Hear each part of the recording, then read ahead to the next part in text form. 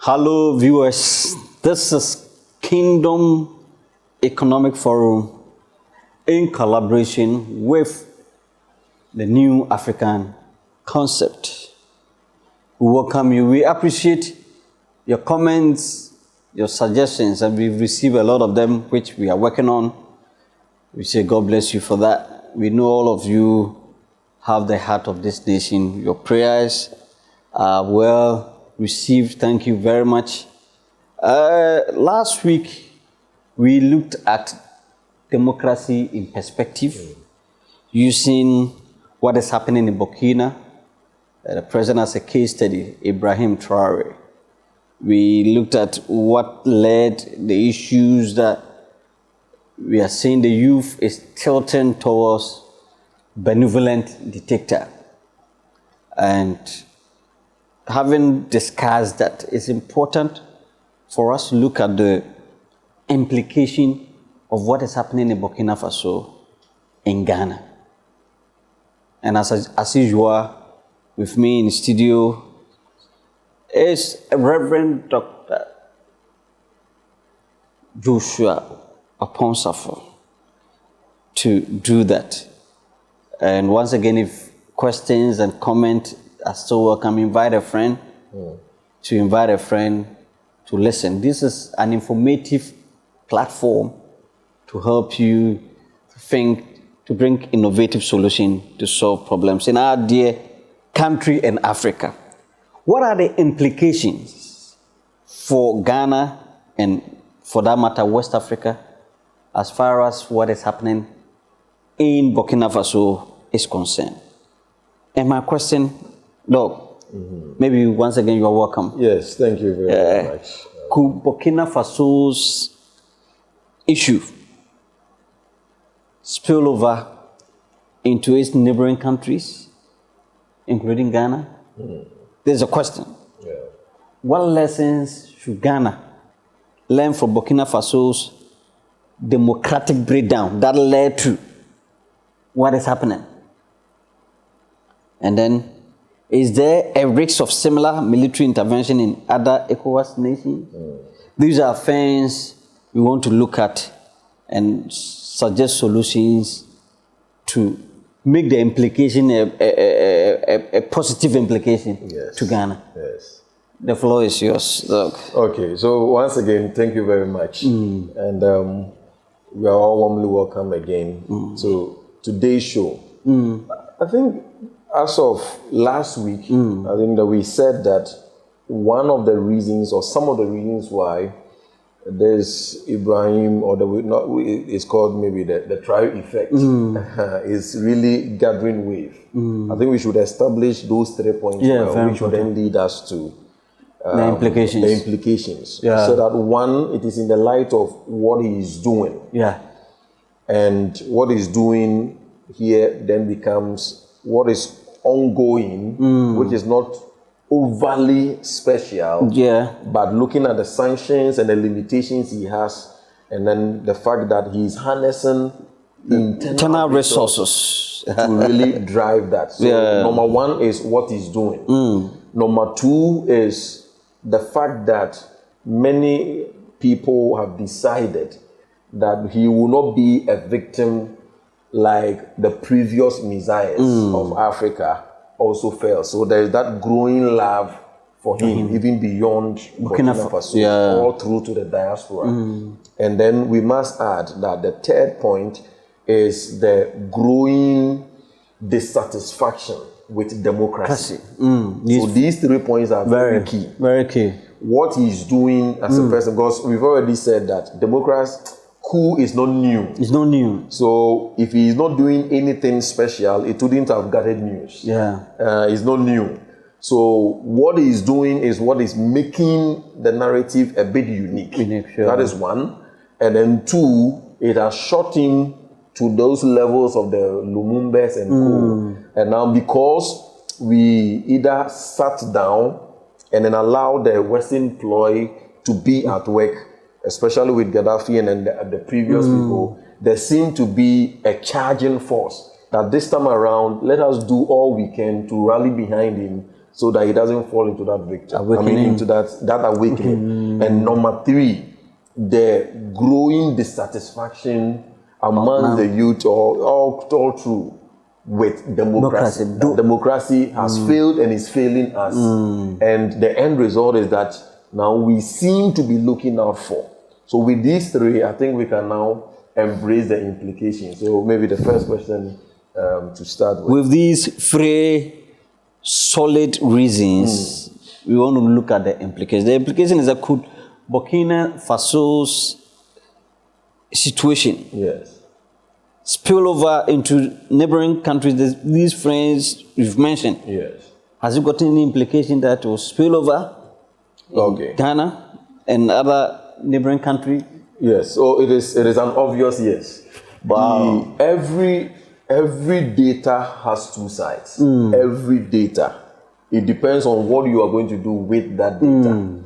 Now, this data we have on the table, we have both negative implications and positive implications. The negative implication becomes, it directly answers it, that it could easily spill over. So now the youth in various other countries looking at this, that is in tandem with their military, could be looking at the happenings, so that, if democracy has failed us all this while, and then look at the case of Burkina Faso, Ibrahim Traore, then let us also undo this kind of democracy in our nation and then subscribe to it. Then go for that military rule. And there is something that is called the null effect. That null effect is that when something starts happening, it begins to gather wave. And with time, many people join in, even unconsciously. It's just like if you follow times that there are, let's say, increasing numbers of suicides. There is 1 suicide, 3 suicides, and then the media captures it.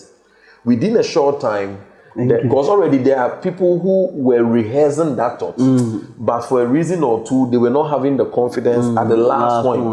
But who say they are only 20 years, so who say, an 18-year person has committed suicide. Now it charges him, and within a short while, a lot of people begin to commit suicide. So it is the same effect. Now that this has shot up, because prior to this, I think there was, is it Mali? Mali and Niger. Then Niger. Yes. So now Mali gives in, Niger gives in. Now we have Burkina Faso. And though not a coup per se, but there is a growing unrest also in Côte d'Ivoire. And now people are watching that, if there is the way to go, then let us also undo. So what is the implication? That's the negative implication, is that it could then do, the null effect could take over, consciously or unconsciously. And now many African countries will be subscribing to this, which means there will be, or there could be a military takeover spilling over, and then it will almost become a fashionable thing. That's the effect of the null effect. Yes, the implication of the null effect. It becomes a fashionable thing. If you have not even done it, it means you are not. Now, what are you guys waiting for? And then because of technology, so now we'll be. It's not the technology binds the youth of various countries together. So I mean, it will almost be like, you are going to be, the youth are going to be teased. What are you guys waiting for? Well, you are now the odd one out. That's it. If your military, so now it chants a pressure on the military. That, maybe your military is too weak. Look at what is going on. Now, this is what is in vogue. What is in vogue is that democracy, we must understand, that has failed us. So look at what is happening. These people have also taken over. The lead. What are you guys doing? Down the military then feel pressured. That, no, I mean, it will be as though we are not doing it. We are not the men. Yes, we are not the men. So in also to meet the demands of the people, then now they make somebody will just move in. Then they make a move. So that is it. And now when that takeover happens, you cannot guarantee the Ibrahim kind of, it is not a guarantee. It's not a guarantee, that's a point. That is why we are saying that this is not the first time coup has happened. Right. So when it becomes fashionable, now we shift from the democratic rule, which has its own limitations, as we are talking about, and then it spills over. Buried within this negative implication is still another positive implication, because every data has two sides. Now the caution, so now the positive implication is that the democratic nations must now start feeling the pressure that our youth are technologically connected. They seem to be vibing to what is going on. And our military also is technologically connected. And then they seem to be vibing what is going on. So the only reason why we will not fall victim to what is going on is that we must prove to them. So now, where we've gotten to, democracy is going to be subjected to the truest test. And that is where I want to focus. That's the positive element. That's it. The negative element is that if we sit down aloof, with these waves coming, within a short while, many African countries are also going to have military takeovers. That's the point. Which technically is not the best. It's not the best. Because you cannot guarantee I mean, the one who is leading. The one who is leading. And his motive. And even beyond that, I'll touch on that and come to the positive side, the democracy itself. The reason why we are saying the military takeover is not the best is that, so now it is almost like the benevolent dictatorship. It produces, though it may be providing. So let's take like Gaddafi. I heard that there were provisions, jobs, accommodation, even for marriage, yes. Now the question is, were there system in place to really develop the people? So there is one option where the people could be provided for, but the people are not really being developed. That is one. And then number two, what is the sustainability when it comes to leadership transition? It's also another challenge. Else, after that singular Messiah is gone, I mean, let's say, even is not attacked by the West, definitely you're a human being. You die. You could die, you could fall sick, so ultimately you die.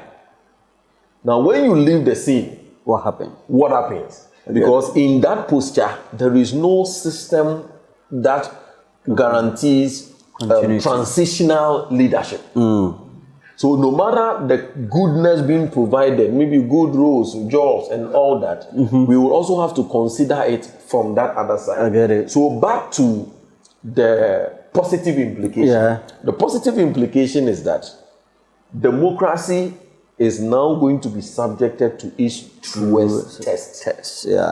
And by the truest test, that if we don't want the wave of military takeover, which especially in Ghana here, looking at where we are coming from, in the Fourth Republic, it would really be a great undoing for us to have a military takeover, whatever the narrative may be. 32 years in this Fourth Republic, though we might not have gotten the best out of it, but at least we are on track.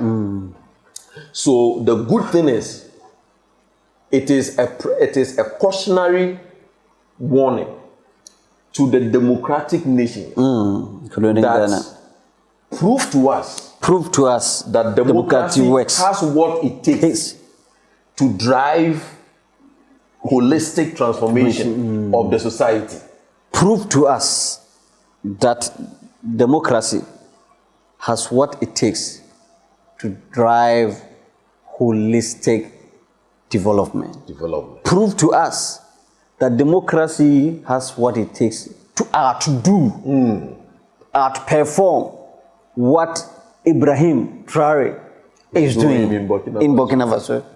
And I think that it's also, looking at our current president, I think he's having, politically, he's having a very good relationship with him, which I think It shouldn't be for the camera alone, but it should, Second John has to, in a way, outperform Ibrahim Traore. Using the tools of democracy. Using the tools of democracy. Yes. So it is where we got into is a very crucial point. Very crucial. Where now going deeper. Okay. So now democracy must prove that it has what it takes. So if it will happen then we will have to have serious conversation around the democracy itself. That we are practicing. Yeah, we have to have. And that is to say that democracy has its own promise. So there are always three things when it comes to philosophy: the end, the cause, and the effect. The end is the ultimate goal or expectation. The cause becomes that which have to do. It has to be done, and then the effect becomes the tangibles. So when you take democracy, or not only democracy, anything, you have to assess it along that line. Democracy. What is the end? What is the promissory note of democracy? What is it? What is the cause in terms of the template and the principle that has to follow? And then what is the effect? What are we gaining from it? What are we gaining from it? So when you do that analysis, now let's take the African or the Ghanaian context. The end, starting with the end. The end then becomes the promise of democracy is an all-inclusive governance, which means it is an all-inclusive governance where a system, as it says, is a system of government of the people, by the people, for the people. So the end result of the promise of democracy is that everyone within the space benefits from the system of governance. So that is the end result. Then now you come to the cause. The cause then becomes the laid down principles. So what we have here is the reason why we are concluding that democracy has failed is we are employing a different cause. Principles. Or the principles. We are not obeying the actual principles that delivers its promissory notes. And because we have disobeyed those principles, we are now getting the effect of the cause, because it is cause and effect. Yeah. And the effect, so the effect should resonate with the end, or that's the end goal. Yeah. But as it is now, the effect we are having is non-productive. Non-productive. And then, so when we measure the promise of democracy as against the effect we are having, they don't tally. Hence, democracy has failed. But that is not a better way of analyzing it. So now when you come to the cause, that is where we have the problem. When you come to democracy, one or two things is that, one, it is a governance that rides on an awakened citizenry. Awakened. Very curious. When you have a nation whose citizens become passive, you have disobeyed one of the principles of democracy. Wow. You don't then now go and then, so you have the effect. The effect becomes political or elitism. Elitism, yeah. Few people. Yes. So the reason why few people have hijacked it is because the masses have become passive. Either through negligence or ignorance. Yeah. And the end result is that democracy's promise will not be realized because the effect we will be getting, we are not actively participating in it. Yeah. So when you take the course we have employed for ourselves, so the real cause or the real principle of democracy is active citizenry participation. When you come onto the grounds, it is passive citizenry participation. Yeah, only election after election, we go and sleep. So the end result or the effect is political or elite economic capture and political elitism. because the masses are dead and, or shall I say, they are passive. Then they hijack the power. Take advantage. And they take advantage of it. It means that the greatest threat or one of the greatest threats to political elitism is an awakening citizen or citizenry. Who knows their right. Who knows their right. Who are involved in the everyday machinery of governance. Yeah. So with that, it puts pressure of accountability on the people. That's the point. So now we are saying that democracy is going to be tested. And now if we want to test democracy, we must have these conversations. And if we play around it, now there is the wave of the potential military takeover. So if we don't want it, then we must, as a people, arise and build our nation and prove that democracy is the way to go. So it means that if in this democratic dispensation, the more ignorant people you have, the more riskier as a leader you find yourself. Yes, sir. So you shouldn't be happy that your people don't know what is going on. Exactly. Because the moment, because they are ignorant, if somebody tells them that, oh, this other means is the best, they will follow. Exactly. So it's to your advantage to enlighten your citizenry to know their responsibility in the democratic dispensation than taking advantage of them, because the moment you take advantage of them, one day their eyes will open and then they will strike. Yeah. They will strike. And another element is the passivity. Let me touch on the passivity briefly. The passivity is now, there is also a cultural antecedent to it.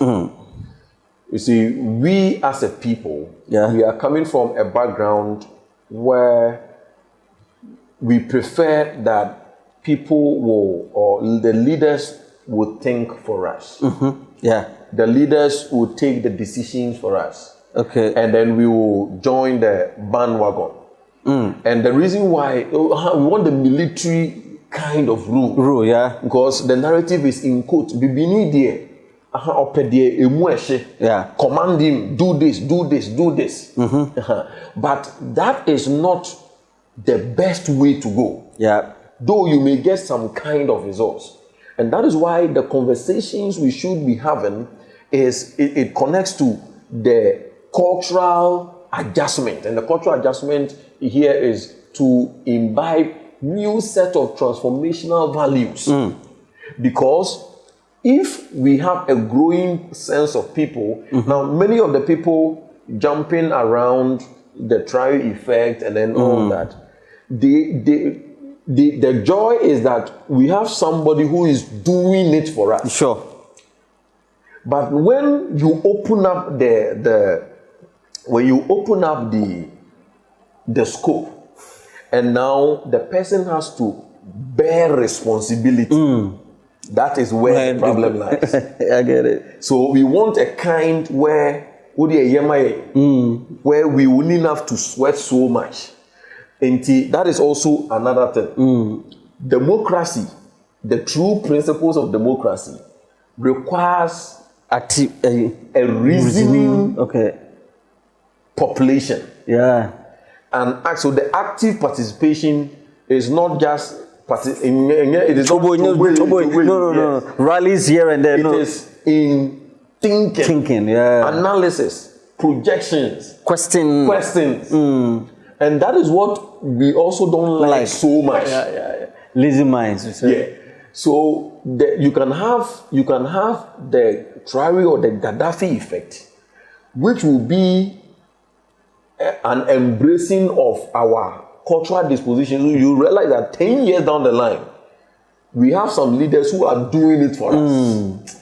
But the people are not being developed in their mind because it is not putting pressure and a demand on their personal commitment to the enterprise of national development. It is an architecture of a few people, or should I say that Messiah, who is thinking for them, and providing for them. Theirs is to enjoy. Yeah.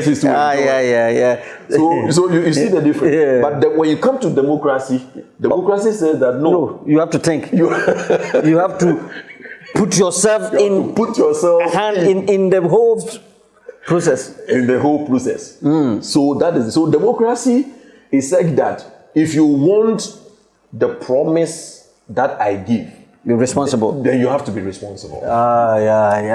So if you have a culture of irresponsibility, democracy will not work. Democracy will not. And that's where we are. Our democracy is not working because we have a lot of irresponsible citizens.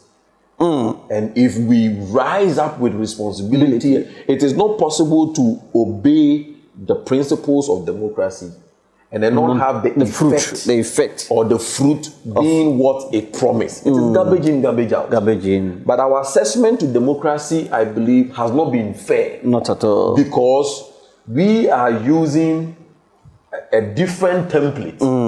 And then we somehow expect that we will get the results that democracy promises. So if we put everything together, between democracy and then military rule, I will subscribe to democracy because with all its limitations, it is the kind of government that opens room for it to be all-inclusive. However, democracy as it has been practiced in Ghana and Africa has not held. And though I may not or we may not subscribe to the military rule, it is good because it is good that that effect is coming so that we set up to put us on our toes. And for now, we have only two options. If we continue in our current narrative without making serious adjustments, then by 10, 20, 30 years' time, there will be a lot of military takeovers across Africa. However, the agronomy democracy now must prove to us that it has what it takes. And for me, I understand and I strongly believe that democracy has intrinsically what it takes. The only thing is that it will put responsibility on both the leaders and the citizens, and we can do much more than what we are seeing in other places. We can do much more than what we are seeing in other places. There's a burden for democracy to rise up against military takeover. There's an advantage for Ghana to prove to other form of government that is promising good stuff for its people, that is becoming the envy of the youth. Certainly. Mr. President, you are the one to save democracy in Ghana. We believe God can use you to do so. You listening to me, democracy has responsibility. For Ghana democracy to succeed, you have to wake up as an active participant in the democratic dispensation. There is no savior coming to help you in democracy. You have a role to play. Let's keep on asking questions. Let's keep on doing what we are supposed to do. And when we do that, I do my part, you do your part. Trust me, our narrative will be superior to what we are hearing from Burkina Faso, all things being equal. We have responsibility. No fears. But if we sit down, like Doug mentioned, in the next 10, 20 years, the narrative will be something else. But we will have to rise up. Arise, Ghana youth, for your country. We are all involved. We are all involved. The nation demands your devotion. Let us rise. Let's do our part. Let's break the partisan politics barrier. Ghana first. And when we do that, we will benefit from the fruits of democracy. Oh, once again, we want to thank you for your time. God bless you. If you have any question, any comment, any clarification, please do not hesitate. Send it in the comment section. We will respond to that. Until we come your way next week, this has been Kingdom Economic Forum in partnership with the New African Concept. And as always, Dr. Joshua Opon Safo, the Reverend. Nice having you. Nice having you too. Blessings. Bye-bye. Bye.